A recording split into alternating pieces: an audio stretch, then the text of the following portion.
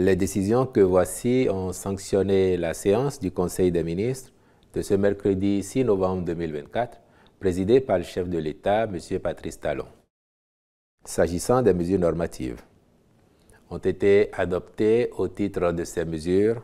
divers décrets d'application de textes de loi en vue de favoriser leur pleine mise en œuvre. Ainsi, s'agissant de la loi numéro 2020-37 du 3 février 2021 portant protection de la santé des personnes en République du Bénin, telle que modifiée par la loi numéro 2022-17 du 19 octobre 2022, sont adoptés les décrets fixant les modalités de contrôle sanitaire aux frontières, modalités et conditions de déclaration par les maires des événements susceptibles de constituer une menace pour la santé des populations, conditions d'ouverture d'une piscine, d'une baignade artificielle ou d'aménagement d'une baignade à usage collectif, ainsi que ceux portant modalités de mise en œuvre de la vaccination obligatoire, modalités de constatation du décès des personnes,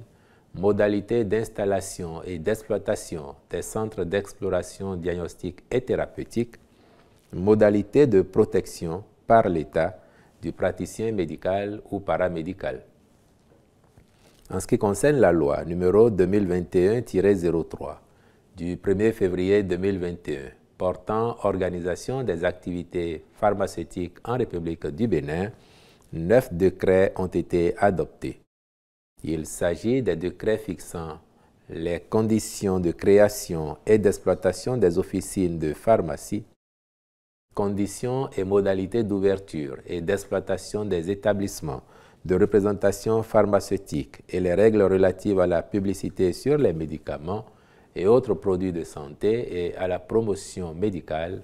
de même que ceux portant conditions d'installation, d'ouverture et d'exploitation des industries pharmaceutiques, conditions d'installation, d'ouverture et d'exploitation des industries de fabrication des produits de santé autres que le médicament, conditions d'importation, d'exportation et de distribution en gros et en détail des produits de santé autres que le médicament, conditions d'installation, d'ouverture et d'exploitation des établissements grossistes répartiteurs pharmaceutiques et d'exercice de l'activité de dépositaire pharmaceutique, modalités d'homologation des compléments nutritionnels, des aliments destinés aux nourrissons et aux enfants en bas âge et des produits diététiques et de régime, adoption des lignes directrices et procédures d'autorisation et de supervision des essais cliniques. Au chapitre des communications, en point 1, contractualisation pour l'étude de faisabilité technique, environnementale et sociale en vue de la création de 2 zones de baignade, respectivement à Fidjrosset-Cotonou et à Vlore Grand Popo sur la côte béninoise. Depuis 2016, le gouvernement a engagé d'importants investissements pour valoriser le potentiel touristique remarquable de la façade maritime de notre pays par divers projets structurants. Ceux-ci participent, par ailleurs, de la protection de la côte, limitant ainsi les risques de sa dégradation. Pour conforter cette dynamique en cours, il s'est avéré pertinent de créer 2 zones de baignade à Fidjrosset et à Vlore, dans les communes de Cotonou et de Grand Popo, afin d'offrir à terme au public la sécurité et les commodités requises en la matière. Aussi,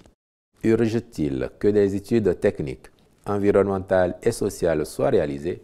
de façon à faire intégrer harmonieusement ces ouvrages aux projets touristiques et balnéaires qui sont dans une phase de conception relativement avancée sur la côte,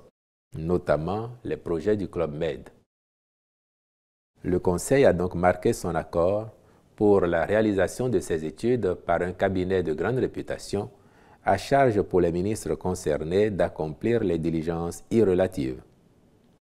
En point 2, rappel de l'interdiction des affichages publicitaires anarchiques dans les communes du Grand Nokoué. Dans le cadre de l'assainissement et de l'embellissement de nos villes,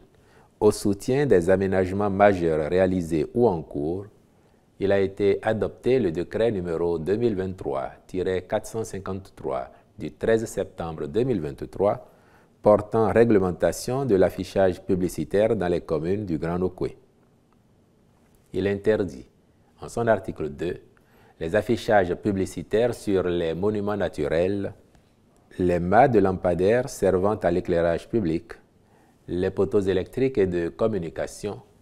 les équipements publics concernant la circulation routière, maritime, fluviale ou aérienne,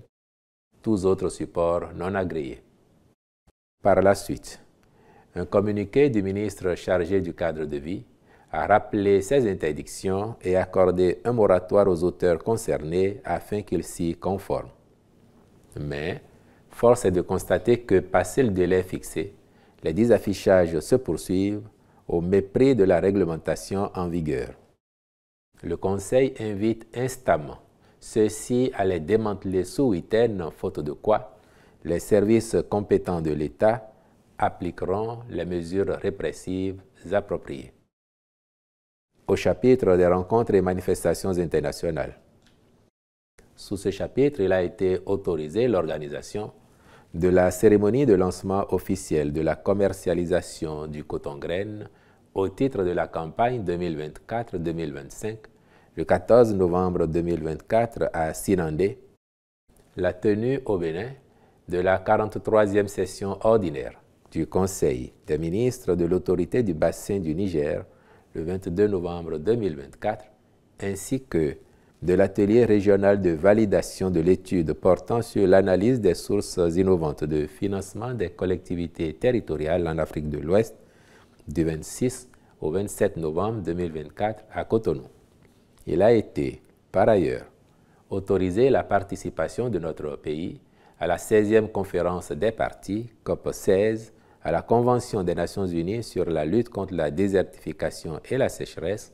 à Riyad en Arabie Saoudite, du 2 au 13 décembre 2024. Je vous remercie.